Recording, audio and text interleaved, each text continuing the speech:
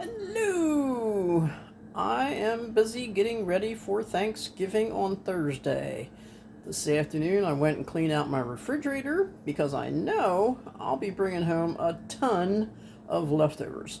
I'm going to my daughter's house and she always makes way too much food. And then after that we're going to the in-laws for dinner. And again, way too much food. So I will be bringing home a lot of leftovers. So this afternoon I had to clean out my refrigerator, and this morning I went to Costco to get the pumpkin pie for my daughter's dinner. Um, that was my job for today. So I was to bring the pie for dinner on Thursday. So I have the pie, and for the price and the size of the pie, you can't beat it. And it's delicious, and I just can't wait. I can't wait. But anyway, so here is what my refrigerator looks like right now.